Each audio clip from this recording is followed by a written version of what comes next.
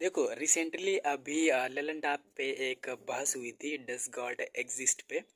तो क्या ऐसी बहस का कोई वैसे मतलब देखा जाए तो कोई भी मतलब नहीं है ना। डज गॉड एग्जिस्ट अभी क्या है ना, देखो पढ़े लिखे लोग क्या है कि साइंस की भाषा से देखेंगे तो उनको लगेगा कि ईश्वर एग्जिस्ट करता है। जब हम लोग पढ़ेंगे रिलेटिविटी ऑफ थ्योरी, जब हम लाइट की स्पीड देखते हैं अपने स्पेस से कंपेयर करके, तो लगता है कि कोई ऐसी पावर है जो काम कर रही है। वैसे तो कोई ना कोई पावर तो जरूर एग्जिस्ट करती होगी, है ना। ये साइंस भी मानती है कि कोई ना कोई पावर ऐसी है जो एग्जिस्ट करती होगी, जिससे ये पूरा ब्रह्मांड वगैरह सब कुछ चल रहा है।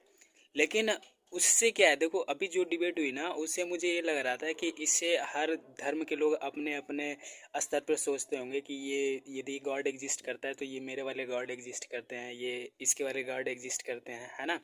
तो उससे क्या है कि एक डिबेट छिड़ सकती है इस बात पे कि इसके गॉड हैं कि किसके गॉड हैं यदि एग्जिस्ट करते हैं तो ये एक बहुत बड़ा मुद्दा हो सकता है। लेकिन उसमें जो अक्सर सबका कहना था कि नहीं, ये गॉड वगैरह एग्जिस्ट नहीं करते हैं।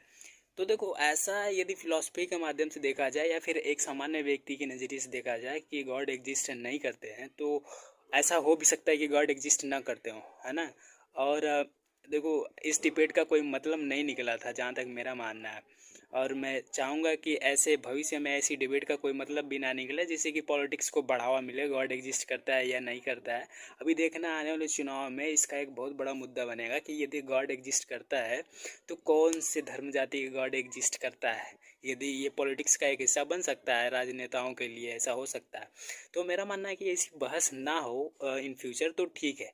गॉड एग्जिस्ट करे या ना करे, जब तक ऐसा हमको ये एक ठोस सबूत ना पा जाते हैं, तब तक सभी को अपना अपना मत के अकॉर्डिंग लेके चलना चाहिए कि हाँ यार गॉड एग्जिस्ट करता है तो करने वालों को वो मानने दो, नहीं करता है तो नहीं करने वालों को उनके साथ मानने दो, है ना।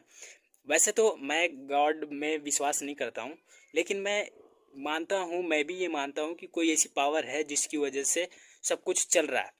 तो जिसको देखो मैं धार्मिक रूप में ये नहीं कहता हूँ कि ये नहीं, ये भगवान की वजह से चल रहा है, अल्लाह की वजह से चल रहा है, ईश्वर की वजह से चल रहा है या फिर किसी की वजह से।